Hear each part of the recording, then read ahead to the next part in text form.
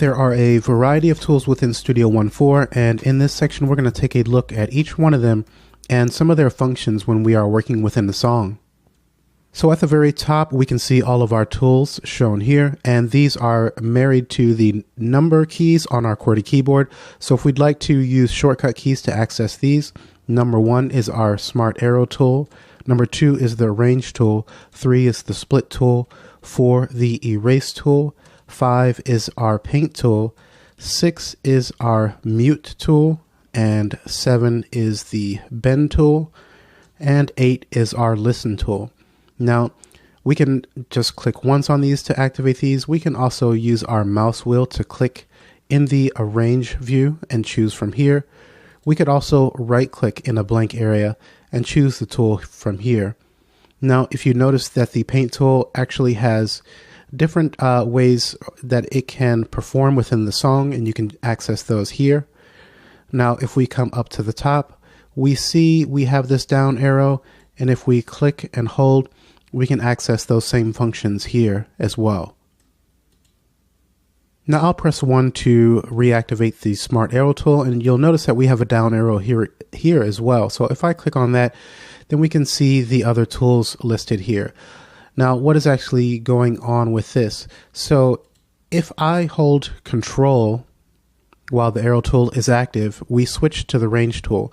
And that's because we have an underline that we can't quite see here, but if I press 1 again, the underline is now on the Split tool. So if I hold Control again while the arrow tool is active, we switch to the Split tool. I'll press 1 to move our underline to the Erase tool. I'll hold Control, and now we have the Erase tool. So I think you can see where we're going. The Paint tool is now underlined. We can hold Control to access it. So this underline is going to show us what the alternate tool will be when we hold Control on our QWERTY keyboard and the arrow tool is active. So I'll press 1 repeatedly to take that back to the Range tool. Now to the left, we also have this bracket, which is going to be active by default, and this makes our arrow a smart arrow in a way that as we move about, we can see that the arrow changes to crosshairs when we are in the upper region of an audio event or MIDI part. And then when we are in the lower half, we have the arrow tool. So in this way, when the arrow tool is active, I can select an event or MIDI part. If we hover above that center line and access the Range tool, I can click and drag to select that portion, and I can press delete to delete that out. I'll Control Z. I could also, with the arrow tool, click and drag that to a different location. I'll Control Z and click out of that area to get rid of the highlight. If we'd prefer to have the arrow tool wherever we are, we can just deselect that bracket, and now no matter where I hover within these parts and events, we always have the arrow tool. I'll go ahead and reactivate that, and then we'll press 2, and 2 gives us the Range tool, and we've seen how that functions already. So next in line, at 3, we have the Split tool. So we can use this to cut our events as well as our MIDI parts. And as with a lot of these tools, they will be influenced by the snap. So if we have snap on, which is here, we can click to turn that off or press in on the QWERTY keyboard. If I turn that off, then we can freely move about here and make our cuts wherever we'd like.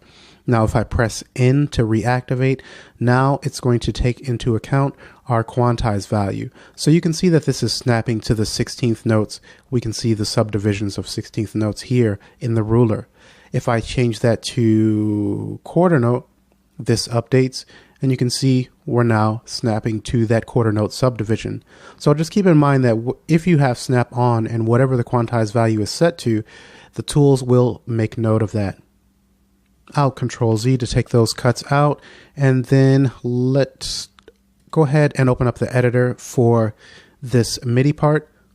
And one thing to note is when we are in the editor for MIDI, we lose the Range tool. So the number keys are going to change up just a little bit. And so now 2 is going to give us the Split tool versus up above where we have the Range tool. And I'm going to go ahead and press 2 just to show you that we can perform cuts on our individual MIDI notes as well. And we have these crosshairs, and you should pay attention to these because the vertical line is going to show you where the cut will be performed at, and the underline you'll want to place that below the note where you want the cut to take place. So if we want this note, we'll place the underline there, and that vertical crosshair shows us exactly where the cut's going to be. I'll Control Z. And while we're in the editor working with MIDI, let's go ahead and take a look at the Paint tool. And as we saw a moment ago, we can click the down arrow to access different functions. So if we just choose the freehand version, then we can click once to add MIDI notes to our MIDI part. If we come to the end, we can make that longer. We can also come to the front and adjust here as well. Now at the bottom of the editor here, when we're working with MIDI, we have the parameter automation lane. And so if we wanted to automate something like the modulation, I can click there. And then in this way, we can actually make use of some of these other functions for the Paint tool. So if I were to choose saw, then I can click, hold, and drag in the parameter automation lane and draw in saw-based automation. If we were to select sine, then as you can guess, we're going to put in a sine. Okay, and I'll F2 to close out the editor. And then let's move on. Next, we have the erase tool. And we can just click on these events and parts to erase those. I'll Control Z. And just keep in mind that the erase tool will work on individual MIDI notes if you are working with those in the editor. Now next we have the Paint tool, which we have seen in the editor. If we have it active within the song view, we can just click to add empty events. I'll delete those out. Now next we have the mute tool, so we can mute whole parts. If we access the editor and come to the MIDI and then choose the mute tool here, we can mute individual MIDI notes.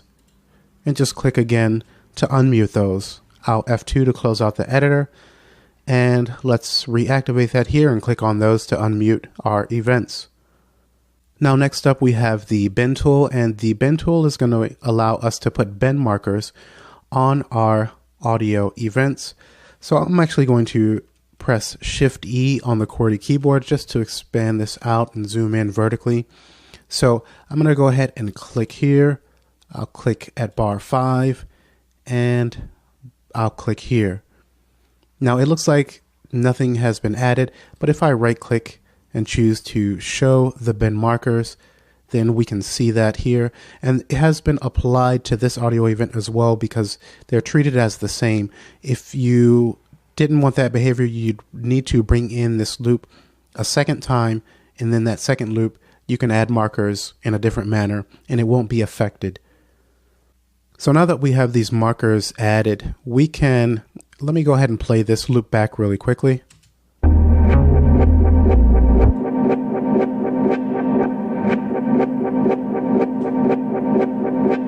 Okay, so with these bend markers, we can actually hover over each one and you'll notice that the icon changes, and we can then drag to perform a stretch. And actually all of these markers are highlighted, so we're adjusting all of them now.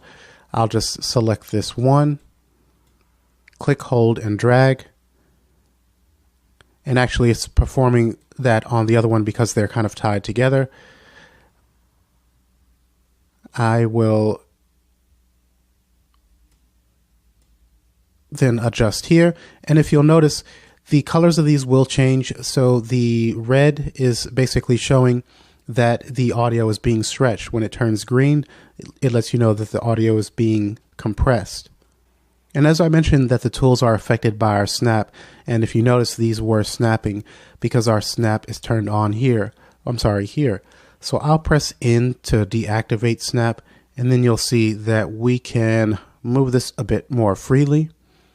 And these colors are going to deepen. Say the red is going to get a deeper color just to indicate that there is some pretty heavy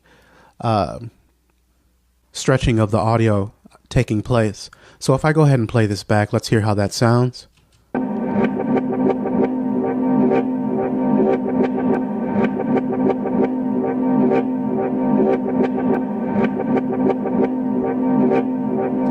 Okay. And if at any time we'd like to remove a marker, we can just hover. When you see the icon change, double click, and it will take the marker out. Now finally we have the listen tool. We can just click that to activate, and with this we can click anywhere within a track and it's going to solo that particular track and begin playback from that location. So if I go ahead and click here, we'll notice that this track becomes soloed and plays back from here.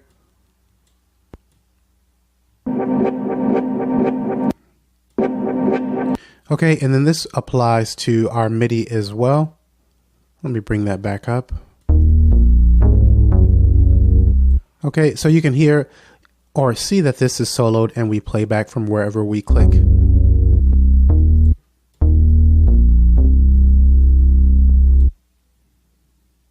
Okay, so this has been a look at all of the various tools that are available within Studio One 4.